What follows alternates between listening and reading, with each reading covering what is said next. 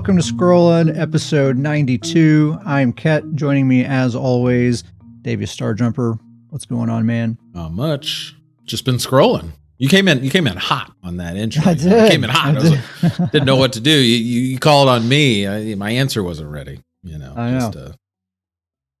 Yeah, it's been a whole month, so we're a little rusty at this podcast business, but we've taken a break from podcasting, but we really haven't taken a break from ESO at all. We've actually quite the opposite. Yeah, we've been scrolling more than ever. Me for sure. Yeah, you've really been on a lot lately. Oh yeah. And there's been a lot of news. There's really just a lot to talk about. We have a letter from the studio director about what to expect in 2023. We have a letter from the lead combat developer about the core combat values. We're going to talk about that. We finally got our deathmatch weekend. We'll have some stories to tell about that, some other PvP stuff. We have a bunch of builds to get into. We got some emails.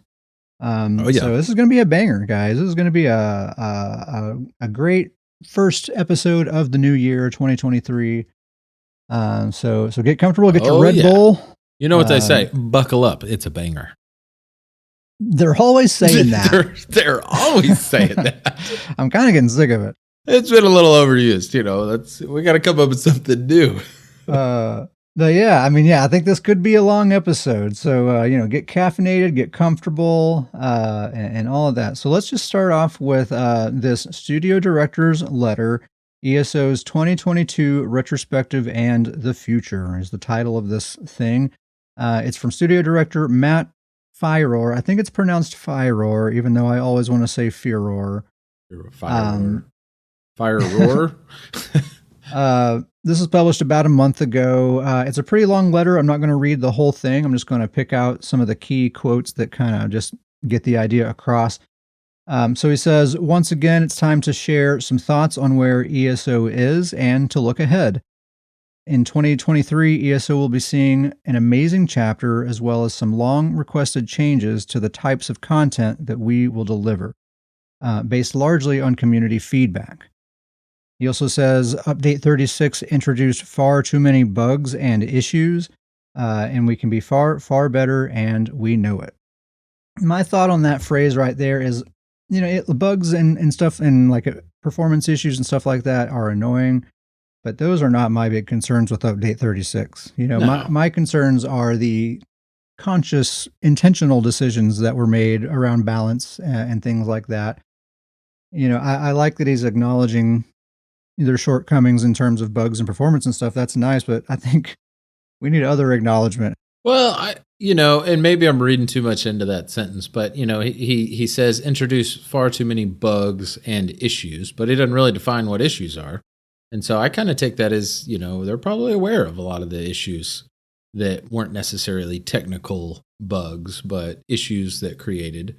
And so I kind of see maybe right there. He's being vague enough that maybe he is referring to that. And, he says that they can be better, and we know it. Like I said, you can say that, and, maybe people have said that's been said too many times, but I honestly can't remember one that it's just been that flat out. We can be far, far better, and we know it. I mean, that's just flat out kind of calling himself out. And I think that's, I don't know, I like to see that. I like to see that much better than any sort of type of cover-up. There's no cover-up in that sentence. Yeah, it's always good to see them owning their mistakes and making a commitment to be better in the future. Honestly, bugs that are introduced with patches and stuff like that, I never really get upset about those. It's like annoying when I experience it, but it's like I know that they didn't do that on purpose, and it'll get fixed eventually. I'm really way more concerned about the intentional decisions that get made. Absolutely. The bugs usually, if it's a huge one, it probably lasts less than a week. And if it's a minor one, then usually, a couple of weeks and they get it fixed. This block bug and that getting stuck in a heavy attack animation bug. Those have gone on too long. Those have gone on a decent amount. Yeah. But they'll get them eventually. I'm sure they will one of these days. So continuing on, Matt says, in general, there are two types of content in ESO. Handcrafted content such as quests, stories, and things you do one time per character, And then there are systems, which are activities that are generally repeatable, such as PvP, dungeons, trials, housing, daily crafting writs, etc. He says, we have always had a mix of the two types of content, but in terms of dev team hours, the majority of time developing the game has been weighted towards questing content. So he goes on to say, we are hearing from new players that the sheer number of zones and stories and characters is intimidating, and veteran players consistently tell us that they would like more content that isn't played through just once. They want content that utilizes our already existing zones to add new things to do, and most importantly, introduces some new gameplay. So he says 2023 will see us moving away from the year-long adventure, 12-month storyline. He says, I think these have run their course. What do you think, Davies? Do you think the year-long adventure has run its course? Time for something else? Absolutely, I do. I mean, I liked the idea, and this isn't to knock it and say I don't like it now, but like when they first announced the year-long adventure, I liked it. It was fun. It was kind of scheduled, kind of knew what was going on. But as we've gone through several of them, I mean, what are the two expansions we go back to when times are great? It was Morrowind and Somerset, and guess what? Those are the expansions right before the year-long adventure. So I love the fact that they're basically saying that they want to go back to, not that he said that they want to go back to those, but just the idea that we're potentially going back to that kind of focus where it's everything at once, one big zone, and then additional items created with the zone. I love that. Well, we'll see here in a minute. He maybe kind of sort of is saying that we might be going back to that. And I think it's huge. That paragraph you just said before of, the new players are being intimidated by how many zones there are and what quests to go. I mean, I can firsthand say, I've tried to talk multiple people into this game, from my own children to friends and buddies and things like that. And that is the feedback they always say, is that, they kind of say, well, where do I start and in which direction should I go? And, I try to kind of explain to them and, direct them a certain way or not. But it is intimidating for a new player to have not 3 paths to choose from. You've got 25 paths to choose from, and they don't know, and they're trying to piece all the stories together. And so I think it's huge that they're owning up to that they understand there's an issue with the new player. There's just so much, and all these veteran players have already played through all that stuff, and they're not getting much out of it. And so I love the idea that he point blank says they want to focus more on the replayability type items. Yeah, and a lot of veteran players, even if they haven't played at all, they might not be interested. We've been playing a long time, and I don't necessarily play all the story content these days. I play some of it, but not all of it. Absolutely. So I kind of like hearing that there's going to be a shift in focus there. So he kind of lays out the 2023 content cadence, what this release sort of schedule is going to look like for next year. So first quarter is going to be a normal dungeon DLC, just like always. So nothing different for the first quarter. In the second quarter, we're going to get the big chapter, the big paid expansion. But this time it's going to be a fully self-contained story, all on its own. And he says that's going to allow them to go back to making bigger, better, more detailed chapters.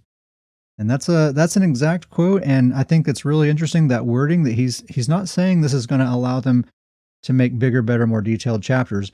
He says it's going to allow them to go back to making bigger, better, more detailed chapters. Yep. So if you think about, if we're going back, just like you were just saying, Davius, if we're going back to before the year-long adventure thing, that's Morrowind and Somerset. Those are the two that we had. So it's a kind of a subtle way of him sort of saying, like, hey, think of Somerset, think of Morrowind when thinking of next year's expansion, in terms of scale and detail and all that sort of stuff, which has me super hyped. Yes, absolutely. And that seems like some pretty clear expectation setting, right? Like it seems like he really is trying to say, like, hey guys, get hyped. He also says that they are really excited about next year's chapter, and the word really is in all caps. He's really just like going for this hype thing. Mm-hmm. And we talked about on the last episode how last year around this time they were giving this communication about what to expect for the year. It was total opposite tone. Do right? not get hyped. Yeah, like, hey guys, do not get hyped. Yeah, absolutely. Repeat, no hype for 2022. Um, but yeah, this year you're saying, yeah, go for it. Let's get hype. Gummy Bear says they're going to re-release Skyrim in ESO and it's going to be $60. Yeah, the full game of Skyrim in ESO. That's going to be the. Davius would love that. Actually, I'm all for it. Let's do it. Yeah, I'll pay the $60 right now. Shut up and take my money.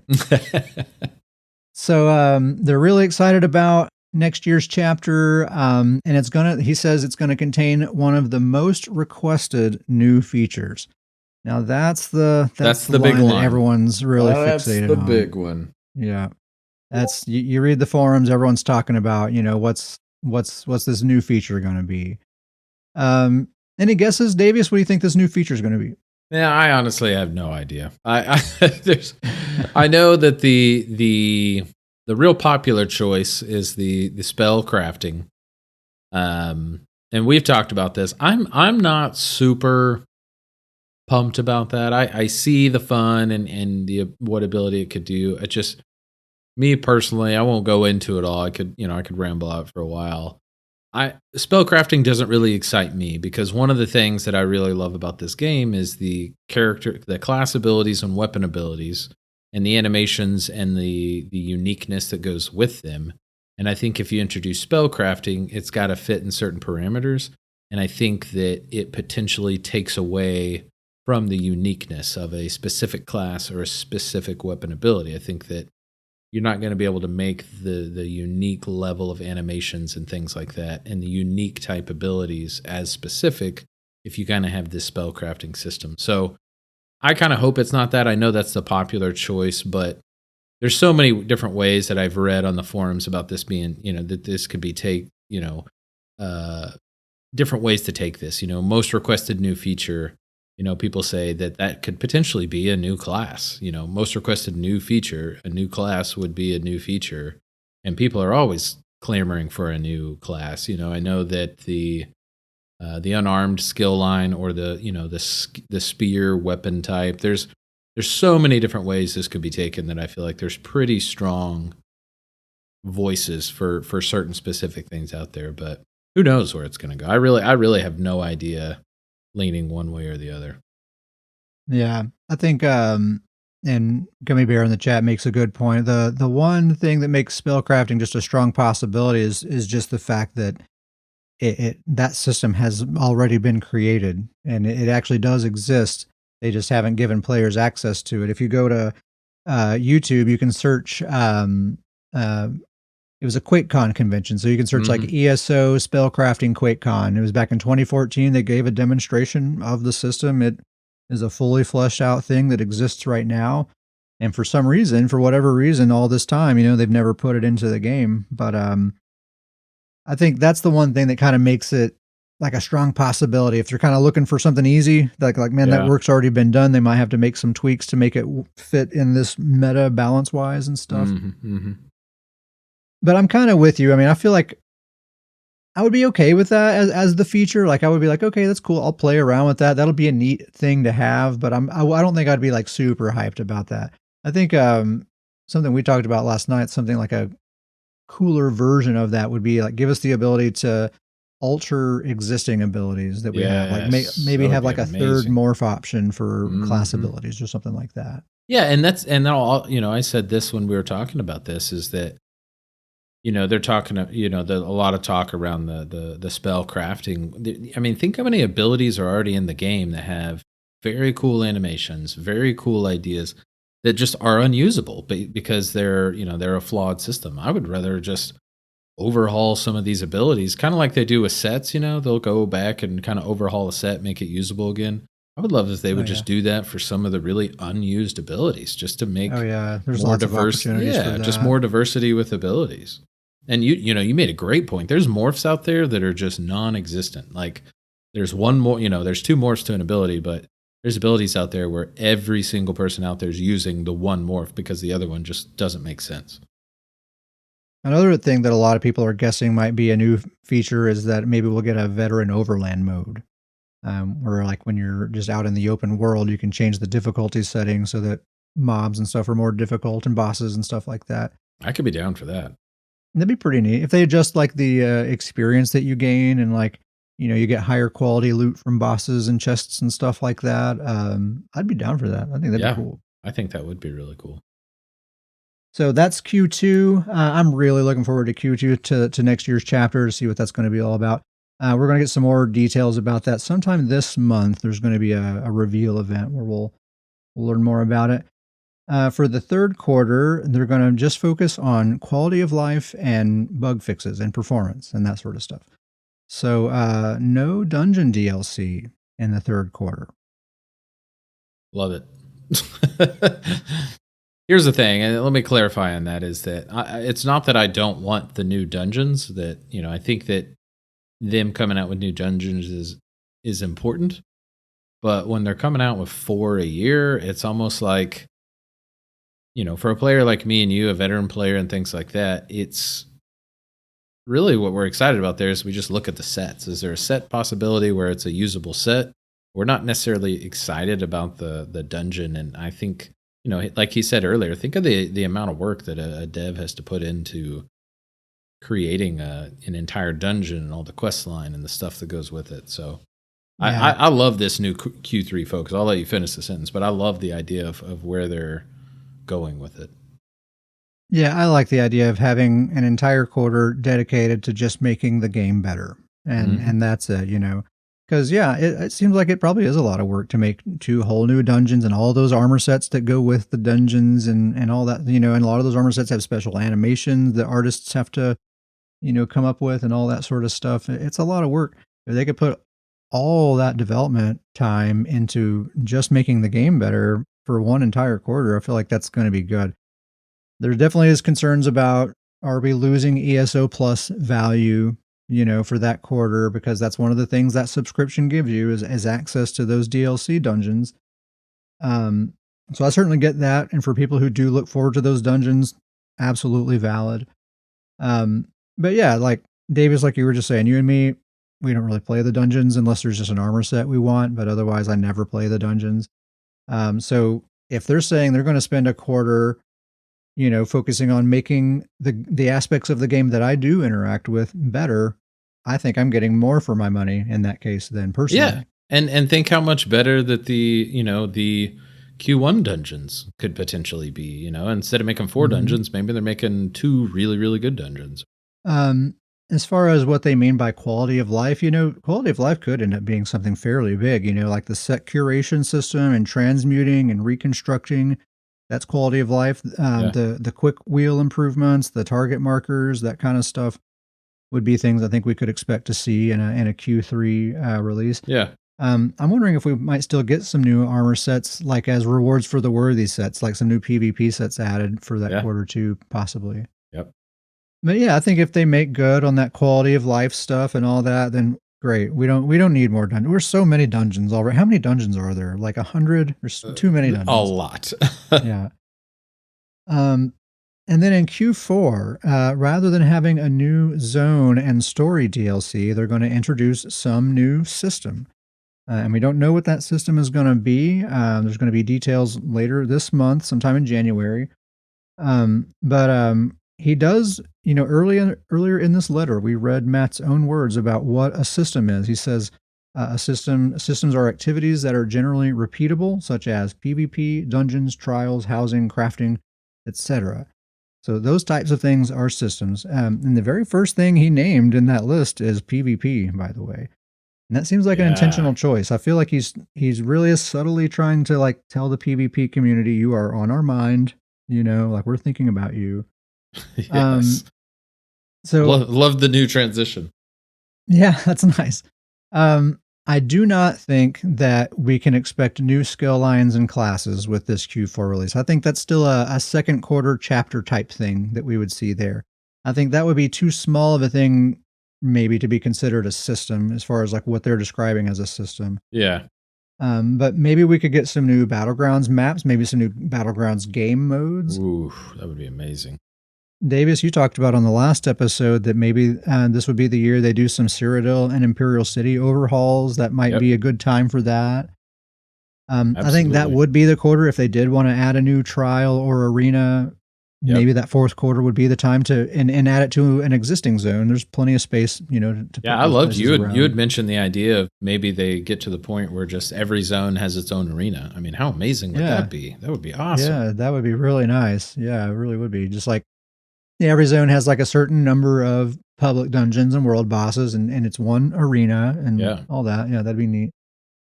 Um, I also think things like antiquities and the card game and that type of stuff would be considered a system. So maybe that kind of stuff maybe could Yeah. find its way into a Q4 release.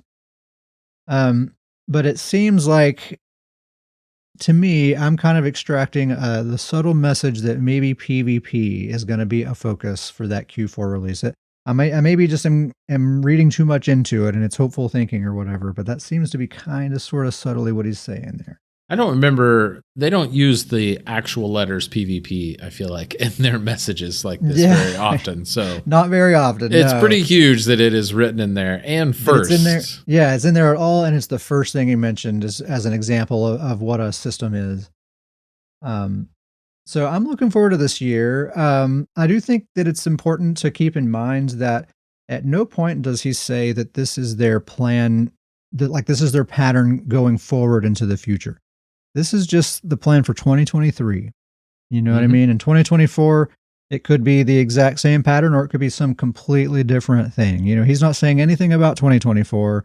We're only talking about this year.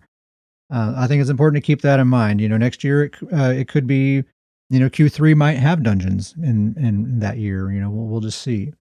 Going through this whole message and this whole thing that the biggest thing I take away from this is, and it's, I feel like it's shown just, it's really reinvigorated me playing a whole lot. I've been playing a whole lot here lately, just in the sense that, this guy, he's a businessman. Like he's not an idiot. He's not a dummy. You don't get to this level of position being a dummy. And he did not have to hype it to this level. And Right. even going back with the pattern of last year he very professionally and you know cleverly said, "Hey, this is going to be a rough year." He said it in different words, but he set the expectation bar very low for last year. And I think we can all agree it was a tough year, content wise Yeah. Oh and yeah. decision wise and things like that. And so he did not have to hype it to this level. He could have worded this very differently, but I think this guy is smart enough to know, like, you can't build this level of hype and then not deliver. And so I really am going into this next year. I mean, I'm ready. Yeah. I'm excited. I think this is going to be really really good. Yeah, I'm with you, and I'm getting that too. Like he is hyping it up too much for them to not have something cool in store for us. So just a quick recap: there's no more year-long adventure. There's going to be bigger, better, more detailed chapters with the second quarter. They're really excited with all caps about the Q2 chapter. It's going to have some most requested new feature. There's not going to be any dungeons in the third quarter. Instead, they're going to be focusing on quality of life and bugs and performance. And in the fourth quarter, there's going to be some new system added to the game instead of a new zone. That's the plan for 2023. And again, no clue what's happening in 2024. This has no bearing on that. It could be similar, it could be totally different. So that's that. So we have another letter from a developer here. This one's titled ESO Developer Deep Dive Core Combat Values. And this is from Brian Wheeler, the PvP and combat lead developer. So this is basically just him outlining what their core values are when they are making, balance decisions around the combat system. These are the things that they try to keep in alignment with. So the first core value is play the way you want. So, and then there's like some sort of like sub bullet points below these. So play the way you want means wear any combination of light, medium, and heavy armor, slot abilities from any skill line you've discovered, and they think of it as deck building through a selection of abilities, items, champion points, etc. So that's play the way you want. Um, Second core value is active combat. Active combat means block, roll dodge, and bash are not constrained by the global cooldown. No ability cooldowns, and a short global cooldown. Most abilities are instant, with cast times being the exception, and weapon swapping. It's kind of a weird one, but that's its own bullet point. So part of Sure. active combat is weapon swapping. Third core value is mastery. So mastery means builds consist of a combination of abilities, items, and champion points. Real-time resource management, optimizing ability rotations and timing, light attack weaving. That's an interesting one right there. Yeah.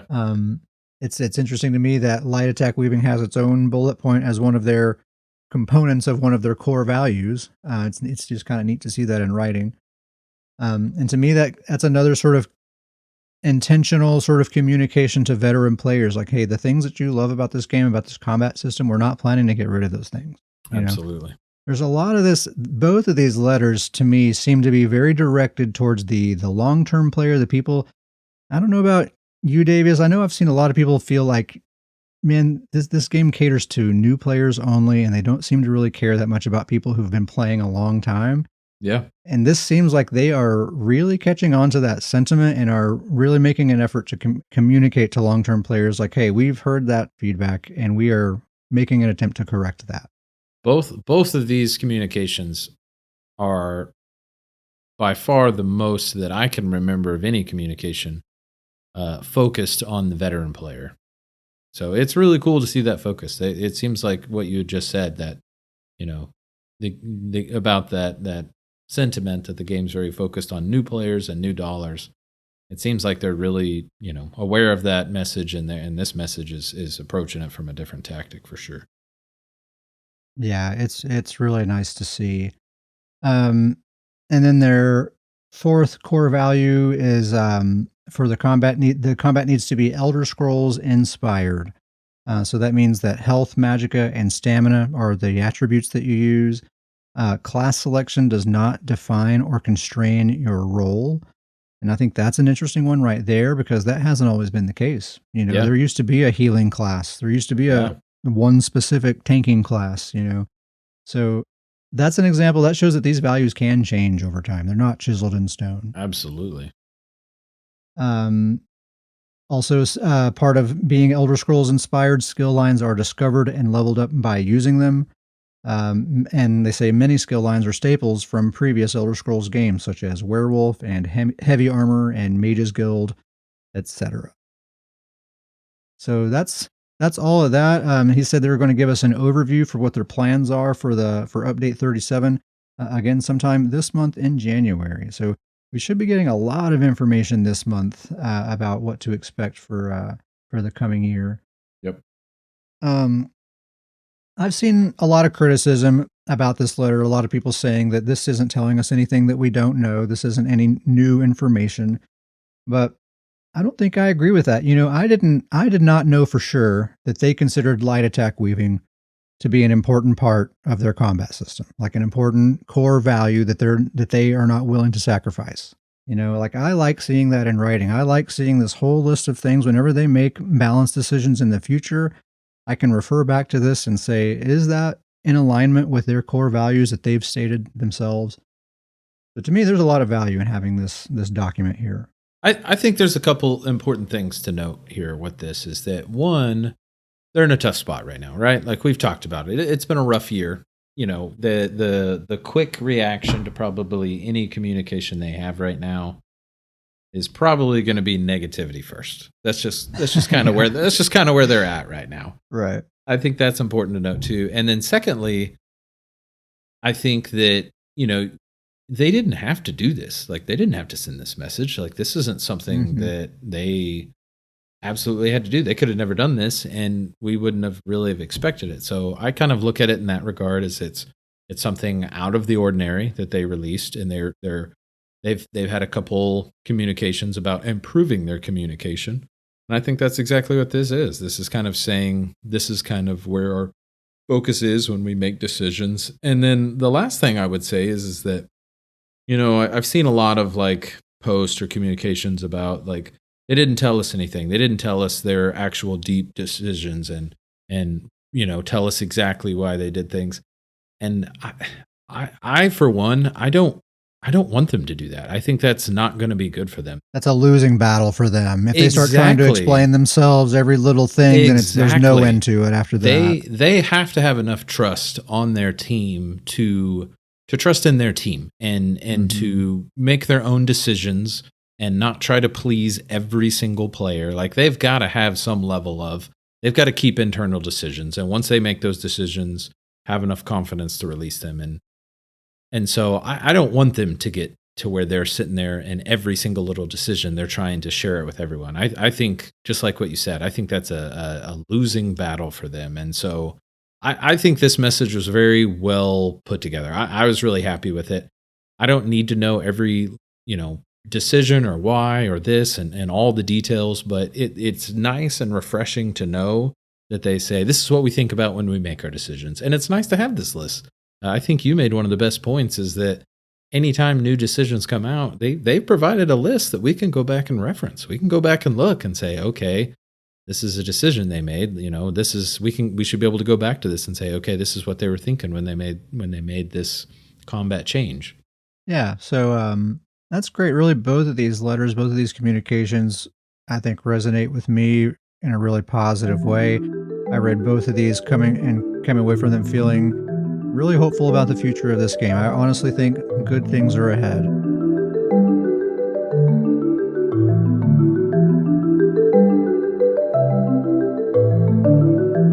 So we've been doing a lot of PvP. We finally had our deathmatch weekend. It was about a month ago. We weren't sure we were ever going to get it, but it happened, and it was glorious.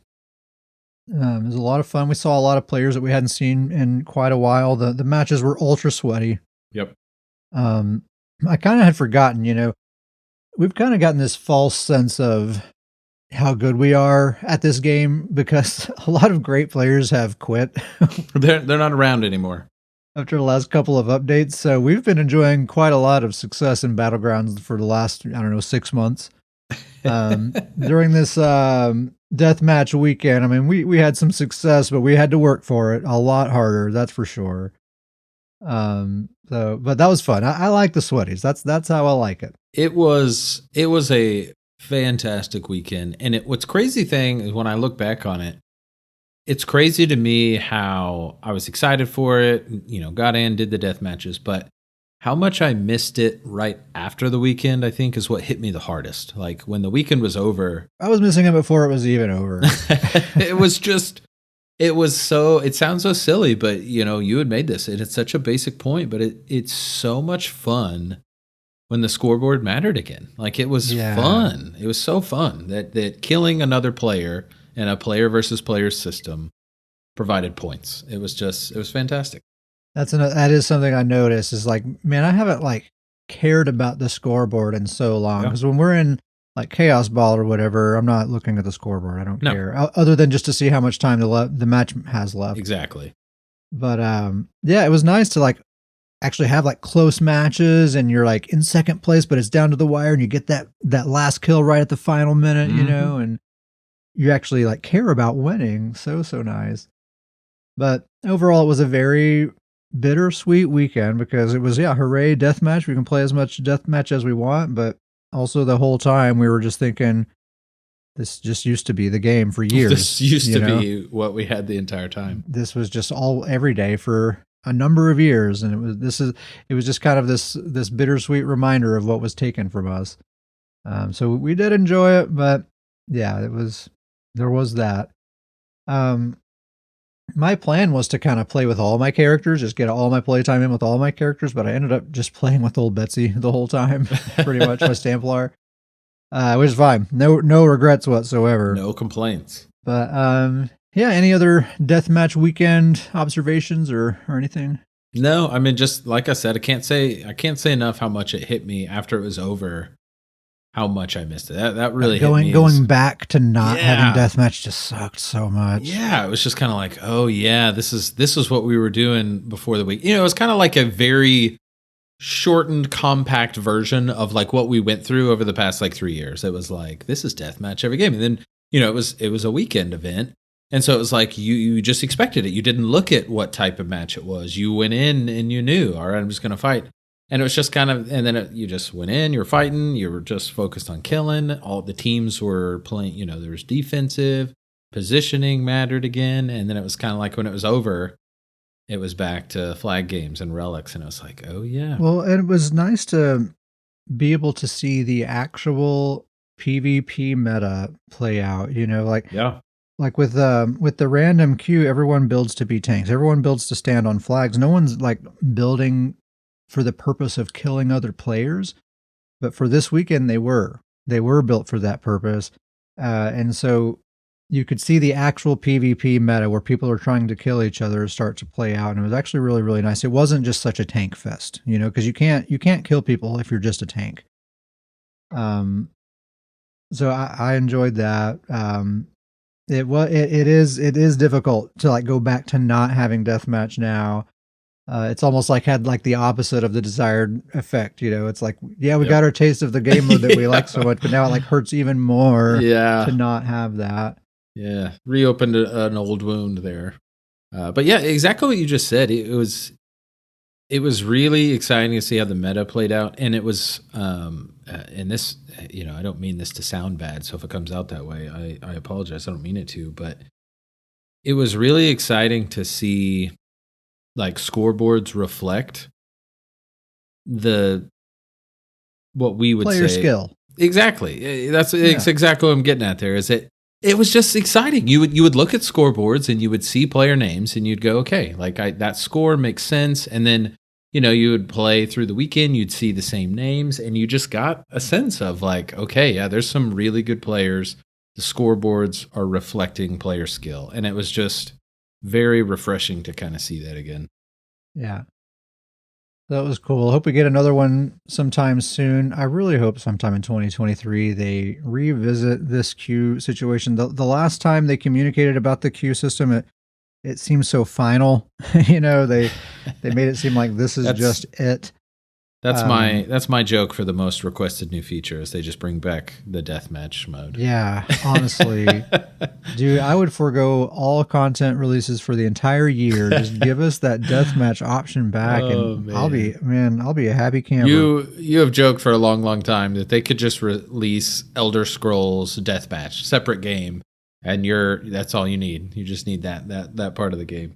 Dude, any game developers out there who's looking for a project, just clone this game's combat system and make like an actually well-designed like arena battleground type system.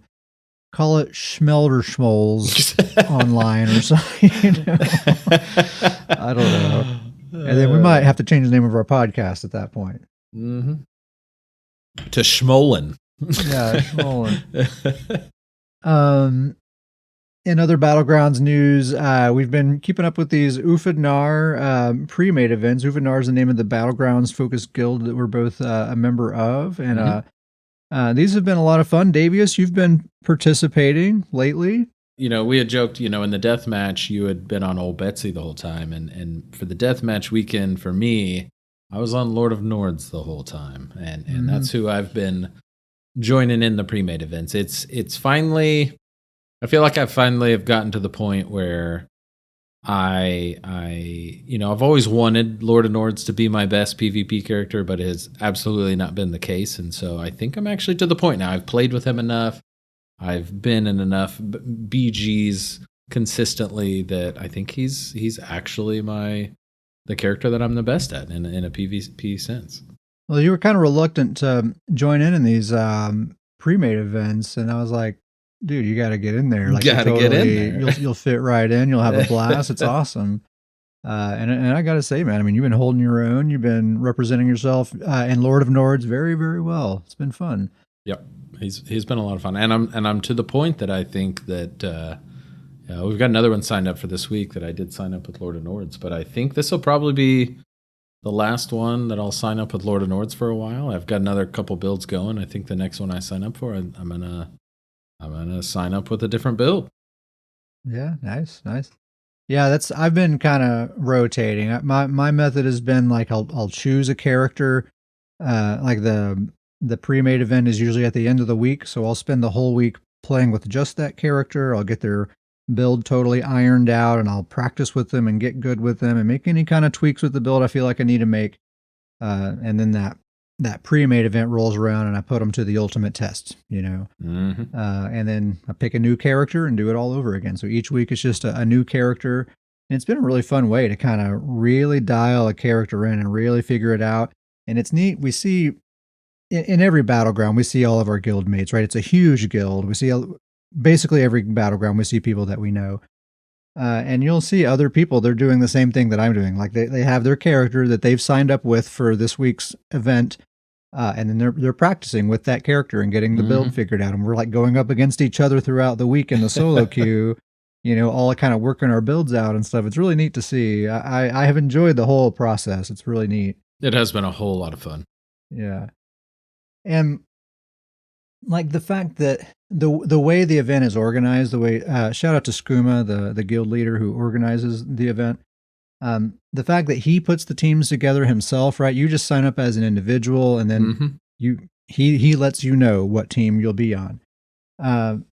That kind of makes it to where it's not such an ultra sweaty. Like the teams are not optimized, They're usually like they're well balanced teams. Like every team has a healer and every team has damage and all that stuff, but they're not like fully like they didn't plan their squad out ahead of time to be like fully meta and all that stuff.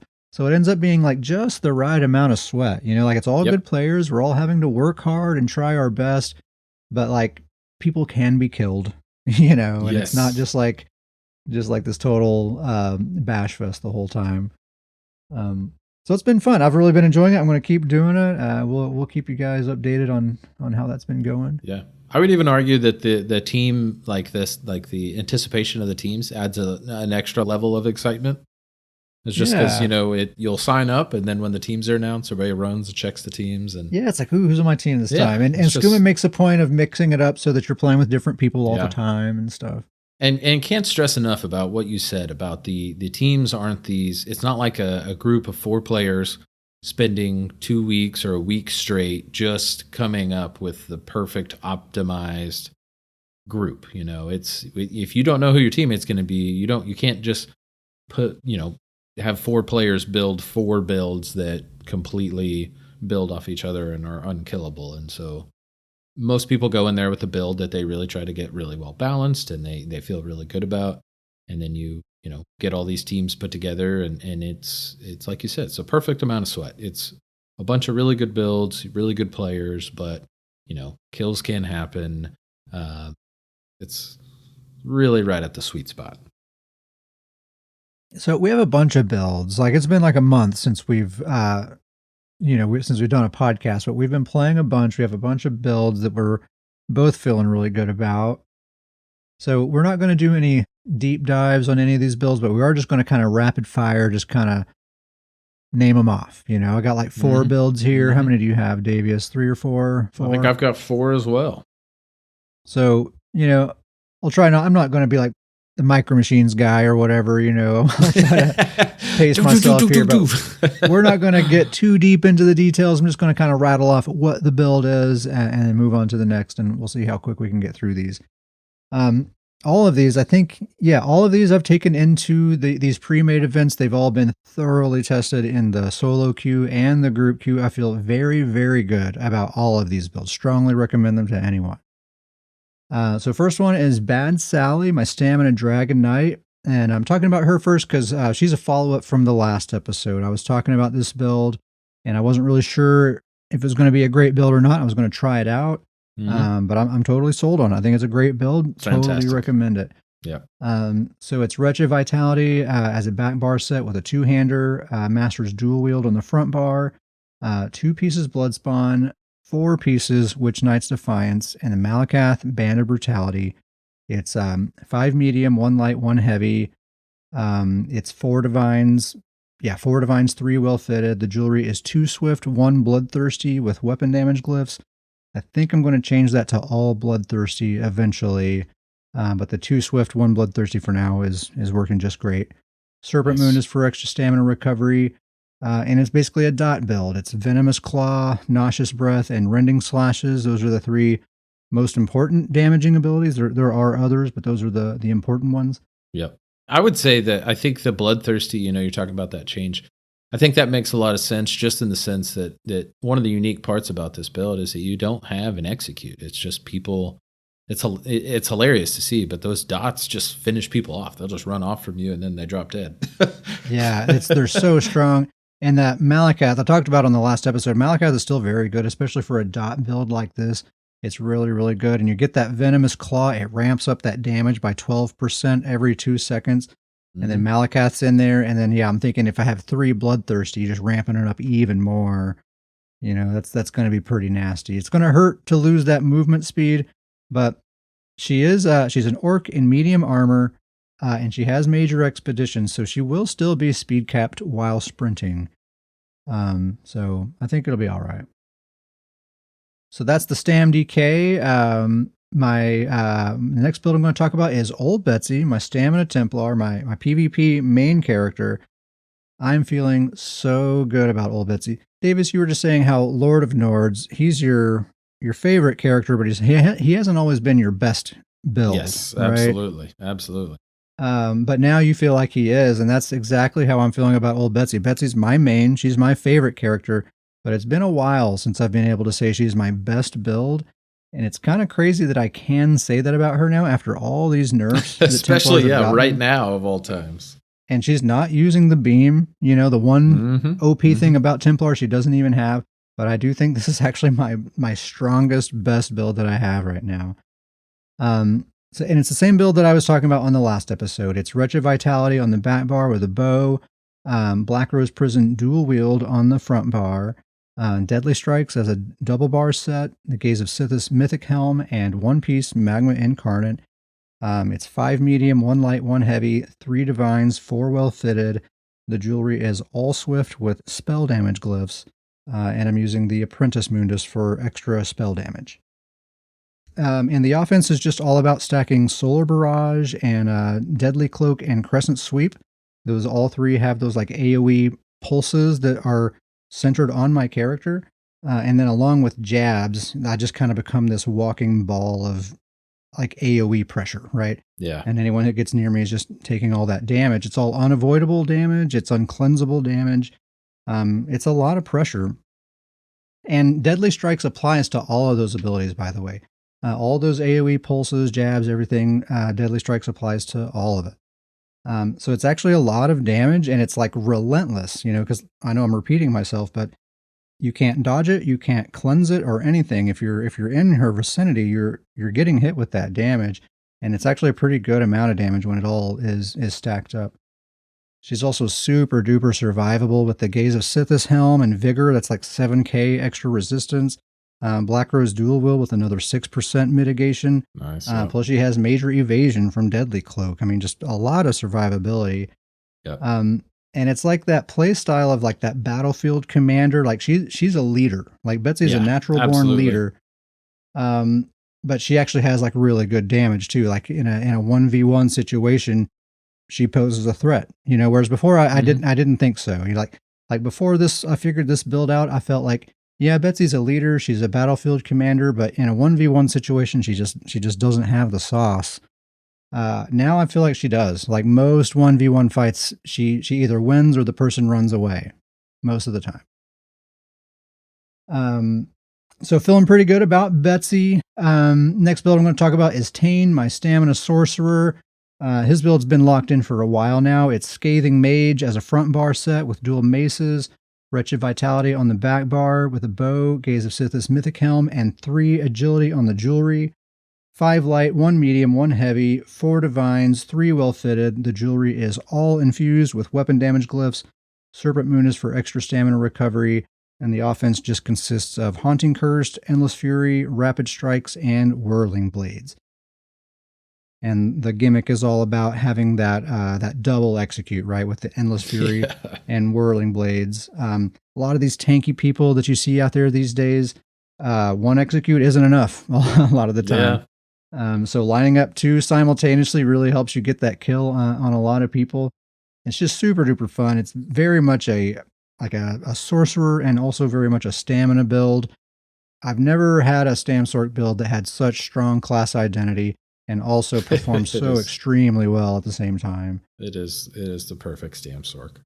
It really is just the perfect Stam Sork.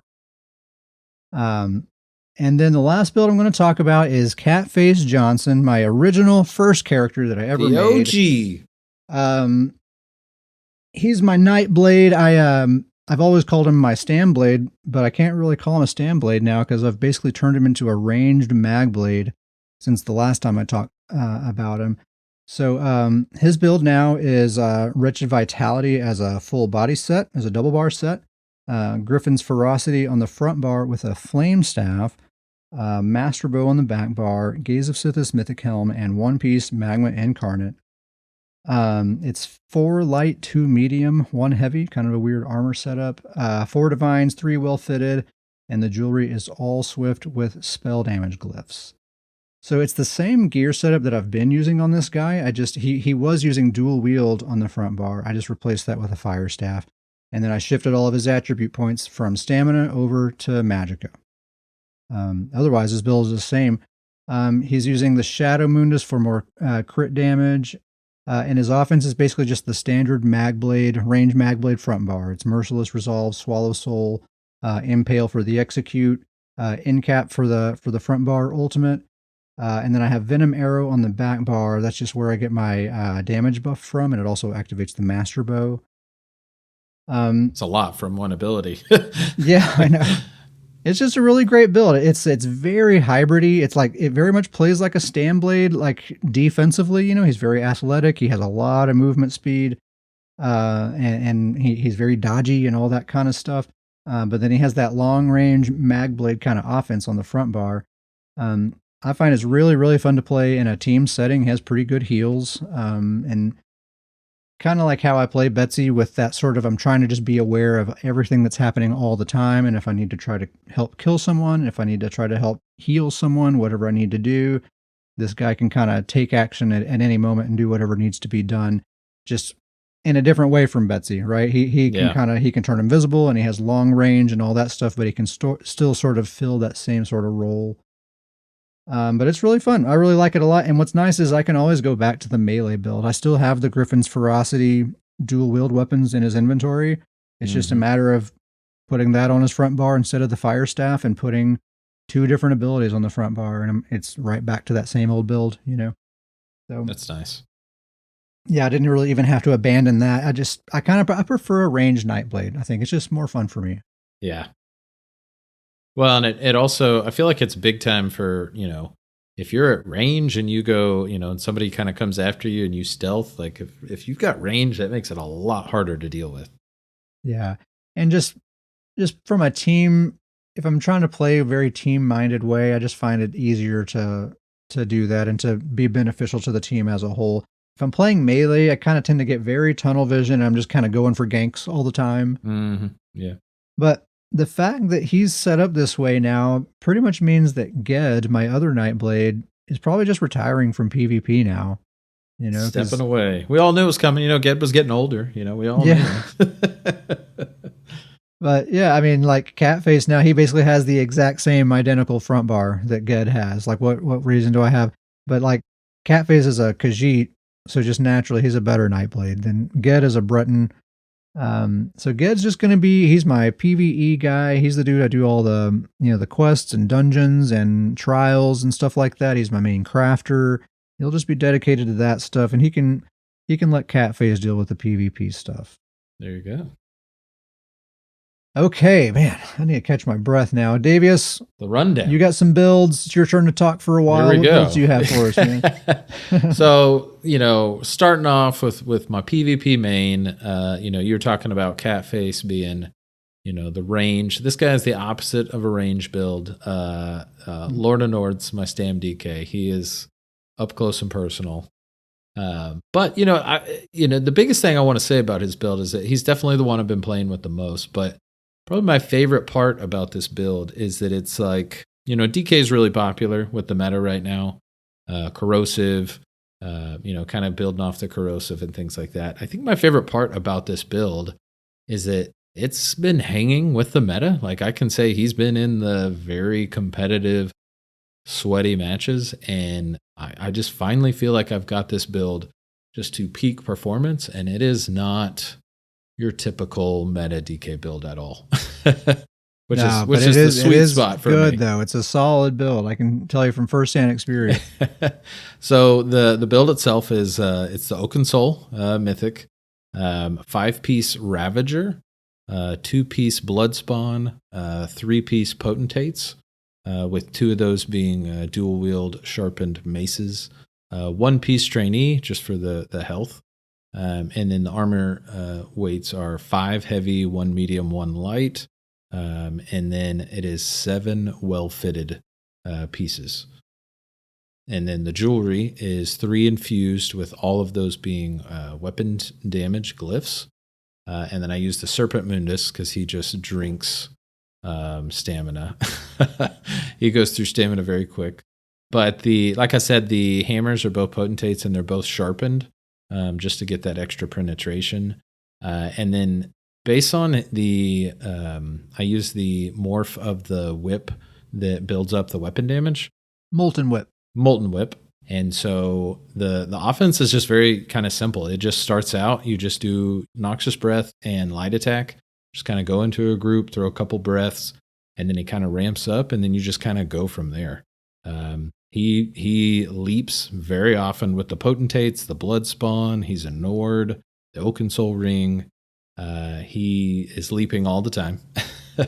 I just want to go back to that breath. So you're saying like that breath is like multifunctional because that's your spammable, that's charging up your whip, and it's giving you your Ravager stacks. So like it's really all about that breath ability that's doing everything. The breath is the key. It is exactly the ramp up that you throw. Once you throw 4 of those breaths, he's at well over 6,000 weapon and spell damage. And that's kind of what starts it. And it's an AoE, so it is a great he is kind of still that brawler support build, just in the sense that he takes a whole bunch of damage and then he just kind of throws damage out into an entire team. Mm-hmm. You throw the breath out there, he leaps. I do use the whip, which is really nice. If I really kind of want to focus somebody and really lay pressure into somebody, that whip is extremely helpful for that. But most of the time it's just that, once you get those breaths out there, leap in, drop a whip, and then just start spinning. And it works really, really well. And I've been really excited with this build. And oh yeah, a leap and a fully charged Molten Whip. Nothing makes you feel more badass than doing that. It's one of the greatest combos. It just makes you feel great. But yeah, I really do feel like this build is in a really good place. And of all my characters right now, I can finally say that Lord of Nords is my best. He's my best PvP build right now, for sure. Nice, man. Good to see Lord of Nords in a good spot. He's in a very good spot. The next build I'm going to talk about is old Bearclaw the Nord, my stamina warden. Looking good these days, gotta say. The first thing we got to talk about is he's got a new look. He's looking good. Did a full makeover, and I'm loving it. It's gotten a couple whisper compliments on him. You put some screenshots in the Discord. I think some people would appreciate his fashion. Got to show off the new Bearclaw the Nord look. He's looking good. This is the point blank snipe build for sure. He can't not use it. And I was, he underwent some pretty drastic changes before I finally got this build to a good before place. He basically put it back to where it was with some minor tweaks. But yeah, he went full Magicka for a bit. I did a Frost Staff on there, went full Magicka. Then, couldn't forgive myself for having a Frost Staff Warden. And so switch back. Sell out. Yeah, exactly. But this build is now, it's been tested. I've run a bunch of BGs and a couple BGs with you, and we've done some duos. Yeah, it's good. It's a good build. It's in a really good place right now. The build is the Oaken Soul Mythic. The theme to all my builds now, it just starts with Oaken Soul. It's a 5-piece Swamp Raider, 2-piece Baylorg, 2-piece Trainee, and then the Vadishrand Bow in Sharpened. And then armor is 5 medium, 1 heavy, 1 light, 7 well fitted. The jewelry, once again, 3 infused, and all weapon damage glyphs on those. And then the Serpent Mundus. And really, the offense is very simple. It is sub assault, snipe, and then I've put the toxic barrage, that bow ult. No more bear. No more bear. But we've seen firsthand the massive change and boost it has done for the build. Once you experience that toxic barrage, you're like, so long, bear. Well, and Get out of here. I would bet you, I mean, because once again, he's a Nord with the Oaken Soul. He builds ultimate, not quite like Lord of Nord's level, but he builds up ultimate quick. And I bet you just slotting that toxic barrage, I bet you it's doubled his damage in BGs. When you have a shimmering shield too, right? Yep. So you got the major and minor heroism. Exactly. So yeah, you're getting that toxic barrage constantly. Yes. And so, and it really is just sub assault. Make sure you have sub assault ready, and then you're just sniping and then unleash toxic barrage every time you have. And that Swamp Raider is giving all three of those abilities the 600 damage buff. And so they all hit very, very hard. And, you know, I've talked in the past about one of the problems with snipe is that people, especially high level players, they're going to dodge. But the kind of hilarious thing that I've noticed here lately is that the snipe hits so hard, they're going to dodge it maybe 2, 3, even 4 times, but it's going to hit them. Like they can only dodge for so long. Yeah, they only have so much stamina. And once it starts hitting them, it just takes chunks of health. I mean, it just takes huge chunks. I don't care how tanky the player is.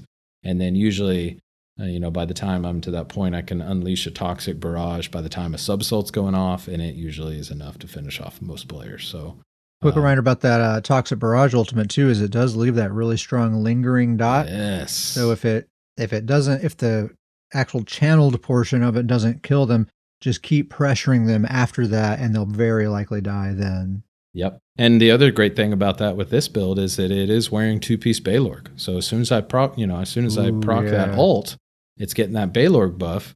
And so that's going right into the toxic barrage. And once that dot is on them, I'm ramped up even more that I can hit sub assault and snipe even harder to finish them off. Oh, I bet if you save up to 500 ult and unload that Baylorg toxic barrage, man, I bet that's so much damage. It's usually an instant kill at that point. It is nasty. It's nasty to watch. I got to try that. That sounds like a really fun build. It is so much fun. I mean, we've talked about this in multiple episodes. The point blank snipe is just so incredibly fun to use. It is just, you're running, every time we group up together, we're in Discord, we're always joking about just get closer. We're not close enough. That's why they live. Get closer when you shoot them with that bow. It's so good.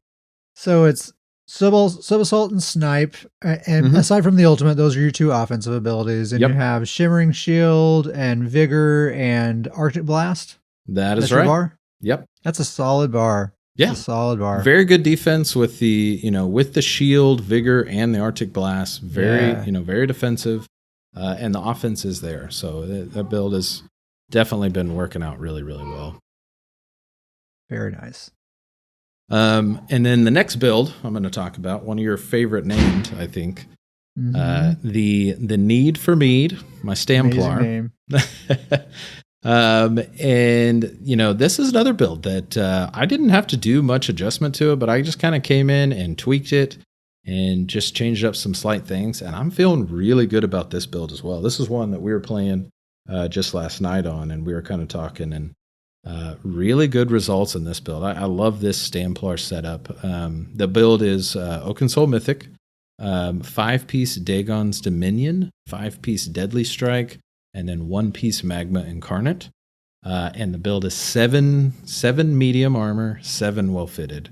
Nice. And so the damage, it's Dagon and Deadly. There's no way it's not outrageous damage. It is a very hard-hitting build. I use the Serpent Mundus for recovery, and then I'm actually using a 2-handed Deadly Strike Maul that is sharpened for that extra penetration.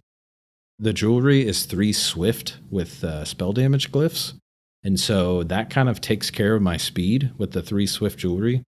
And so the combo is really, I use the Living Dark Bubble. And once you kick that off, it gives you that passive that gives you the minor sorcery, and so ups your spell damage. So just starting off any fight, I just pop that Living Dark, and then you just run in there, crescent sweep, jab, and then I have the javelin, unblockable when I need a stun, and then you just really are just jabbing, just jab, jab, jab. Yeah. And then the once again, it's a Nord with the Oaken Soul. It gets ultimate very quick, and for how cheap Crescent Sweep is, it's amazing how often this build is Crescent Sweeping. It is, I mean, almost every other combo, every other rotation, it has a Crescent Sweep included in this. So Oh yeah, with your, Nord and Oaken Soul and how cheap Crescent is. Yeah, you're yes. just spamming that thing basically. Yes, and the bar setup just works really well because jab takes care of it. I don't need an execute. The javelin is my stun. The swift jewelry is the speed I need, and it's able to have plenty of damage with the crescent sweep and the jabbing. And then the other part of the bar is I have the bubble, which is a great defensive tool, and then I have breath of life and vigor. And Or so probably Honor the Dead, right? The other more for Breath of Life. yes, you are correct. So Honor the Dead, Vigor, and the Bubble, which Oh is yeah. just 3 great defensive abilities. And so he is a very difficult character to take down. With that, combined with that speed, he does a really good job of getting out of any kind of sticky situation that I get caught And in. Jabs gets a bad rap lately because it got some heavy nerfs, but it's still tooltip wise one of the strongest spammables out there. I know on old Betsy on my Stamplar, who isn't even as heavily invested in damage as you are, her tooltip for jabs is about 15k when you add up all 3 hits. So yours is probably Yeah. even more than that. Yes, So it is. jabs is not a bad spammable at all still.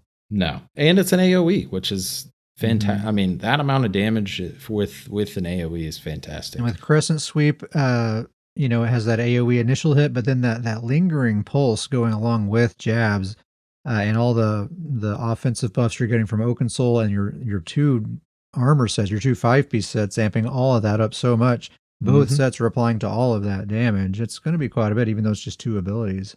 Yep, it does. So, and it's such a comfortable bar because, like you just said, Yeah. it's just 2 abilities on your offense, really, and the javelin is really only situational. When you need to finish them Uh-huh. off, throw that at the right time, and then kind of use the crescent Use sweep the or the jab. stamina or the Magica Javelin. I use the stamina javelin.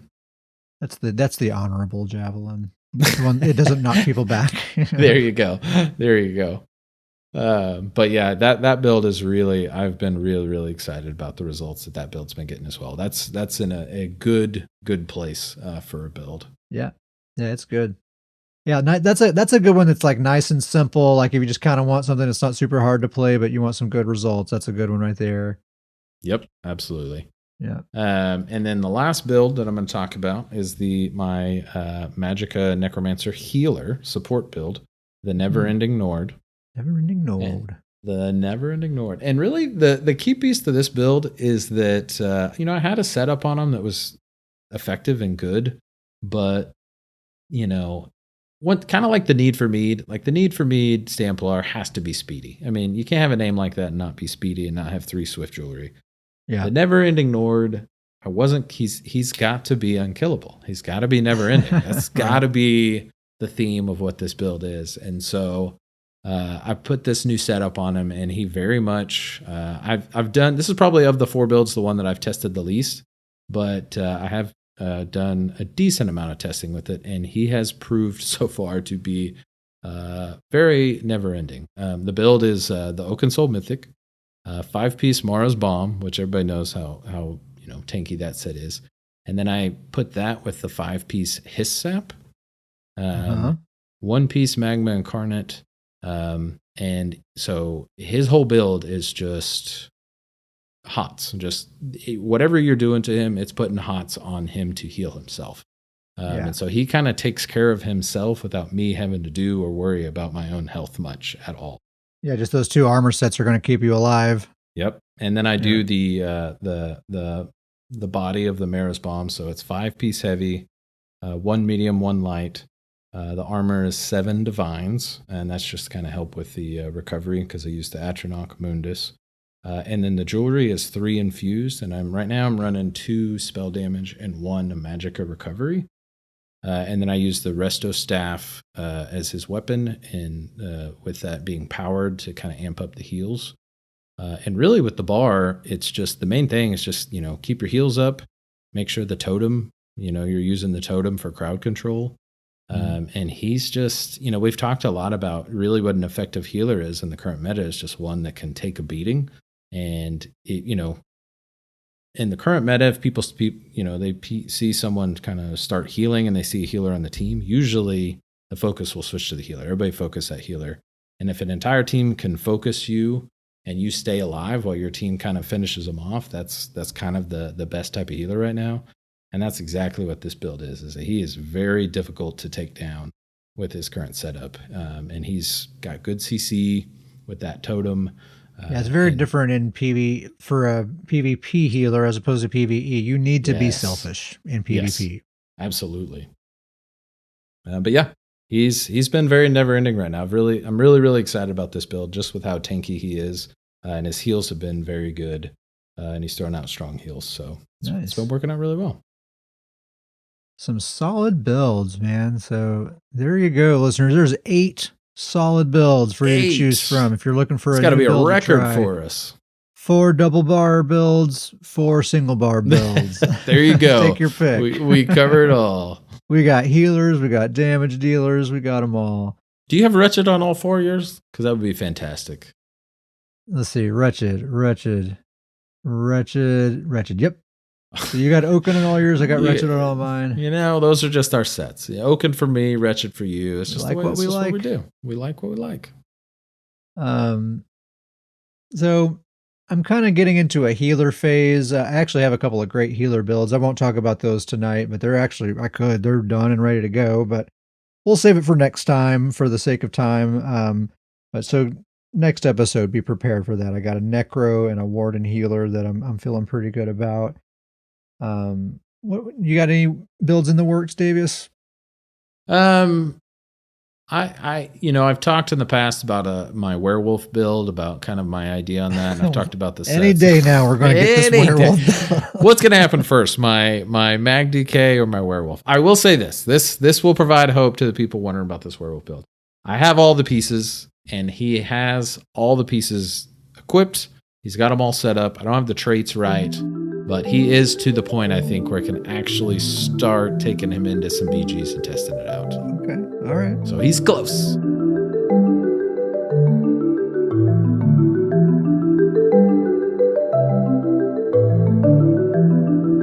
Okay. So it's a real podcast episode this week, ladies and gentlemen. We're starting off 2023 right, thanks to Colin. Colin wrote us an email, and it's a long one. We're going to kind of take this one in chunks. Colin says, "Gentlemen, I wanted to reach out and say congratulations on finally getting your deathmatch weekend. I know it's something you've been looking forward to for a while, and the fact that you got it before 2023 is awesome." Yep, it is awesome. I agree. Like we said earlier, a little bittersweet because it was a reminder of what was taken from us. But it was a lot of fun. It was awesome. It was a great weekend. Ah, man, I'm still riding that high, man. The glory. And like I said, I just played with Betsy the whole time, and it was awesome. No regrets. Colin goes on to say, "I've been a huge fan of the podcast for a while now. I'm a third-year medical student, and I listen to you guys in the mornings during my 40-minute commute to work. Since I don't have as much time to play ESO as I used to, your podcast helps keep me connected with the game I so dearly enjoy." Very cool. Much appreciation on that. Yeah, that's really awesome, man. I mean, honestly, I feel honored that you care what we have to say about anything at all. Like the most true statement ever. Like the fact that people actually care what our ramblings are. Like very awesome. Yeah, it's just so cool, man. I'm glad that you want to spend that time with us. You could be spending that time, exposing yourself to any number of things. So I appreciate that you want to spend that time with us. Lastly, Colin says, "I want to ask a question. Have you ever made a themed build, and how did that turn out? By themed build, I mean a build that is all a specific damage type, or based on a character or idea, or perhaps something else." So, Davius, I'm going to let you take this one first. You're kind of the theme guy here. So what do you got?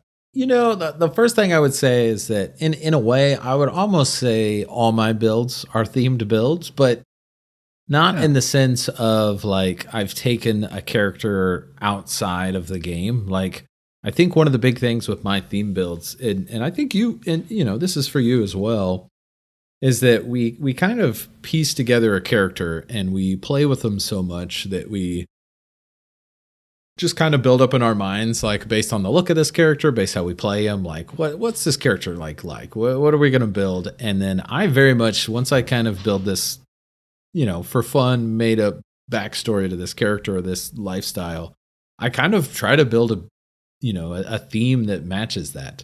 The Bear Claw of the Nord build, I'm always joking with Ket that he's just some wilderness man that just lives out in the middle of nowhere and that he doesn't know how to use a bow and arrow. And so that's why he's point blank sniping. Yeah. The same That thing seriously with was you had that conception of him Yeah. before that weapon existed too. It's so Exactly. perfect. Yeah. Before they even came out with it, it was like he was this wilderness man that lived with bears and just, didn't talk to anybody. And then they came out with point blank snipe and it was like, oh, this is too perfect. This is just too perfect. Same thing with Lord of Nords. If you've seen the look of Lord of Nords, I try to make him just look like the most lunatic Nord ever. Yeah. Just massive, huge lunatic Nord. And so it just goes perfectly, kind of he leaps all the freaking time. Anytime I'm in a BG, it's just kind of a joke that, a fight's going to start if he's in the match because it's going to be him leaping in to start the fight. Mm-hmm. So I would say that, not taking like specific characters from any books, shows, or stories in that regard, but once I kind of come up with this just fun identity of a character, I very much build a theme build that goes along with that character. Yeah, it definitely starts at the outfit station, right? Oh, like yeah. you make a new It's the character. most important part of the character. You start, for me, it's just kind of, we're just trying random stuff fashion wise at first. We're just kind of trying stuff to see what sticks. But then once a look starts to take form, that's going to determine a lot of things about that build going forward. A lot of the Absolutely. That's what that's where we come up with the themes. Is once we get the look of the build where we like it, we're like, all right, this is theme of this build is next. I'm very similar. I have a sort of a headcanon of like a personality of my characters, and that helps inform some build decisions. It's like a cross between that and the class itself, right? I try to stay true to the class and true to the character, and wherever that intersection meets, that's my build. So like Bad Sally, my Stam DK is an example of kind of like what you were saying. My idea of her personality is she would never use a ranged attack, right? That's for weaklings. That's just dishonorable. So she would never have a bow or a staff or any kind of ranged attack, melee only. She wants to see the fear in your eyes. So that's build decisions. I will not put a ranged ability on her build. I think another example is my healers. I have a Warden healer and a Necro healer, and they're kind of like the yin and yang of each other. Like my Warden she's like a goody goody. She never harms another living thing. She's a pure healer. She only heals, nothing else. Yep. Whereas Despair, my Necro, she's a healer, but she's more about weakening the enemies. That's more thematic for what a Necromancer does. Is they're all about rotting and death and disease and all that stuff. Absolutely. So that's the way that she provides support, is by debuffing and crowd controlling and helping with damage while also healing as well. So that sticks thematically with the class itself as well as the personality of the character, and I guess we're very similar in that way as far as how we theme our builds. Yeah, absolutely. I mean, I'll give you two more quick examples. Is like I just mentioned with the Never-Ending Nord. I have built a theme build if I want him to be a never-ending, unkillable character. Same thing for the Need for Mead. That character has to be speedy. I've got to have speed on that character. Yeah, totally. So yeah, kind of sort of theme-esque sort of builds. Colin has some examples that he gave. He has his PvE main is an all shock damage Sork. Could be short. We don't know. Shork. Yeah. It's a shock build sorcerer. He uses Storm Curse, Revenge, Netch's Touch, Alambris. He says it's a great AOE build. He has a PvP Mag Decay that deals all flame damage using Oaken Soul, Shacklebreaker, and Burning Spellweave. Haven't seen Shacklebreaker used in a long time. Good to see that one out there. Yeah, the little Shacklebreaker. Man, that was on every build back in the day. Oh, yeah. Colin also has a Stam DK poison build that does all poison damage using Morog Tong, Witch Knight's Defiance, and he just uses a bunch of poison dots and the poison morph of Snipe for the spammable. Sounds pretty strong. Yep. He has an Ice Queen build. It's a Magicka Warden using Whirl of the Depths, Frostbite, and Ice Heart, and he uses all ice abilities. And he has a few other ideas that he lists here. And then he says, thank you again for all your hard work on the Scrollin podcast, and I can't wait to see what the future brings. Thank you so much, Colin. That was a really wonderful email, man. Yeah, I seriously. really appreciate you writing. Awesome email, and just huge appreciation for sending that in, and all the nice words. Just awesome to hear. And then we got not really an email, but a YouTube comment for the YouTube version of the show. Christian says, I love this podcast with my coffee. Thank you for not flaming and not being toxic towards the devs and the game. Yeah, I appreciate that you recognize that. We make a point to not be toxic and to, we try to convey that we like this game. We play this game because we like it, and we're doing a podcast about it because we like it, so we definitely get critical at times. Certainly you can definitely go back and hear episodes where we're quite critical. But if there ever comes a time where that goes on for too long, I mean, honestly, I'll start playing another game at that time. Like, earlier last year, I started playing Elden Ring because I wasn't happy with ESO. So that's, rather than bashing the game, we'll have our criticism, we'll state our piece, and then if we feel like we need to, we'll just go do something else rather than continuing to complain. Absolutely. And I think that's the biggest thing, with all of even the little, the parts that we're critical about. I mean, overall, the entire game, from cover to cover is, we love this game. Like we play it all the time. It's a fantastic, it's got, even at its worst, it has the best combat system just out there. It is a perfect combat system. It's very interactive, takes skill to get used to and play. And I mean, it's a fantastic game. We love this game. Even times we're critical, we still love this game and we still enjoy playing it a lot. So just need deathmatch queue. That's what we need. Give us that. And also got to shout out the podcast with the coffee. Love a good cup of coffee. I start every single day with a podcast and a cup of coffee. Absolutely. And I'll be crazy, toss in a piece of toast in there, a little buttered toast. Absolutely. Hey, oh yeah. Oh yeah. It's a tasty coffee, toast, and a podcast. That is most mornings for me. 100%. That's the sweet spot right there. If you would like to send us an email, you can email us at scrollinpodcast@gmail.com. You can do like Colin here and write a whole essay, or you can just ask us a question, tell us a story, tell us a joke, say hello, shout out to a friend, whatever you like. Scrollinpodcast@gmail.com. We also have some shout outs. Shout out by request from Gummy Bear. Gummy Bear says, I would like to shout out Grizzly Con for helping me and my friend Toad out with housing and furnishings. He really came in clutch. So shout out Grizzly Con. He said the magic phrase. Shout out Grizzly Con. Get this man a t-shirt. Also, another shout out to Grizzly Con and Uncle Sam for helping us with our attempt at a veteran Black Crowes prison. We're gonna do a second attempt sometime. We're gonna try it again one of these days. We're gonna give it another shot. It was not a successful attempt. We did not get past the second boss, which is the difficult boss of that. I will say, and I don't know I think I told Sam, but I don't know if Grizzly Con has found out yet. So I will say, I will take part of that responsibility as the tank. I found out that I did not have champion points on.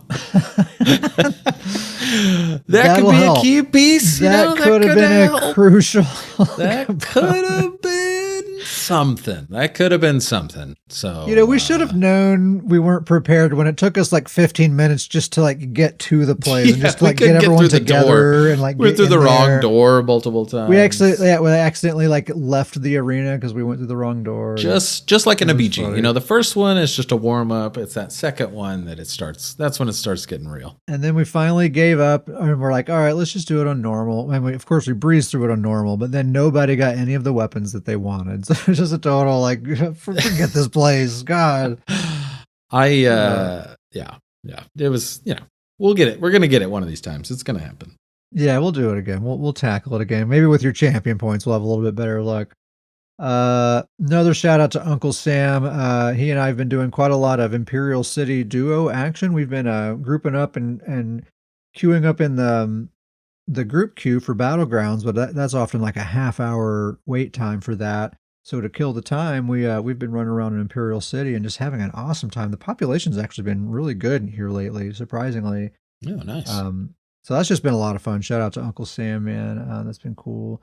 I have to piggyback that. I have to give a shout out to Uncle Sam. Just, as I was mentioning that Lord of Nords build, you've told me for years now that well fitted is the way to go. For whatever reason, I don't know why I haven't listened to you, but Sam, I've got a shout out. The transmutes. There you go. I got a shout out to Uncle Sam because he was the one that finally just, Sam's got a way. He just kind of lets you know, don't be a dummy. This is what you need to do. He was the one that got me on this well fitted, and it has been the cherry on top for the Lord of Nords build. Is that 7 well fitted? Sam does have this way of being like very direct without making you feel too stupid. Like I'm always like kind of, well, you could do that if you want to, but I would do this. But Sam's like, don't be stupid, do this. Just don't do that. You're gonna regret this. This is what you need to do. And you're just like, okay, sorry, Sam. All right.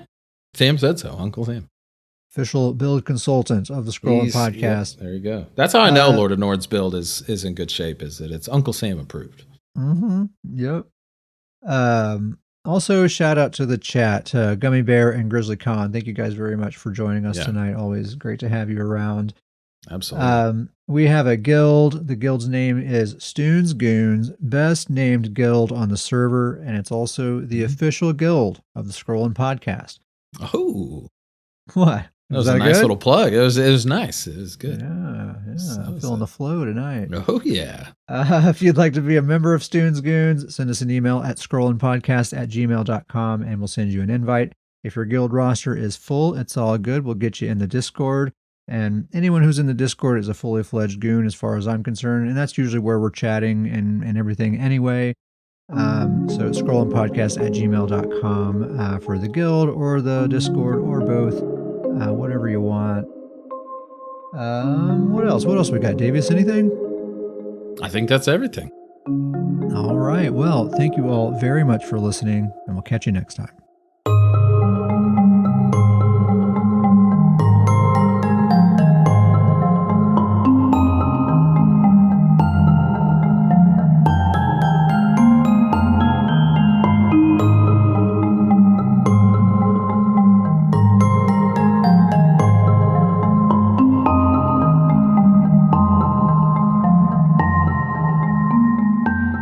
I've really stepped up my whiskey game. I've got those.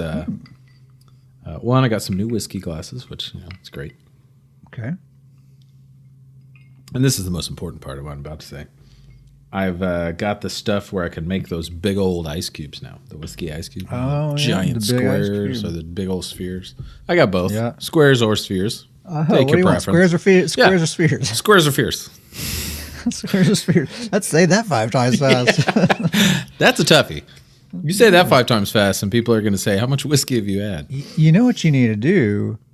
You need to get yourself the stuff to make like a top shelf old fashioned. You may already done it. I'm already there. Oh. I'm already there. Okay. I've been making homemade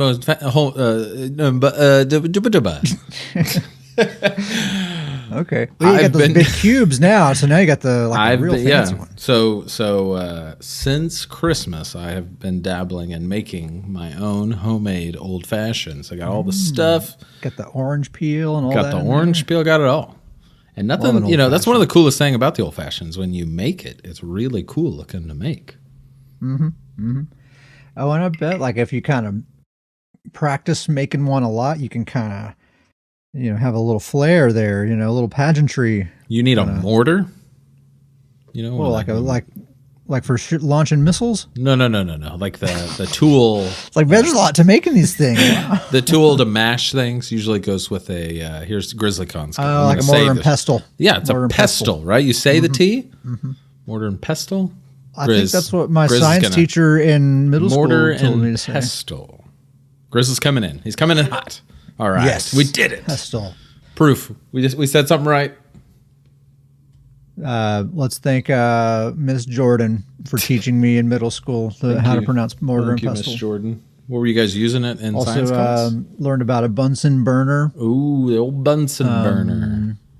There were some other things in that lesson. We used them in some things. I don't remember what for exactly. I think we used them just for the sake of using it. Well, the good news is that you're in your science class. You remembered the important stuff.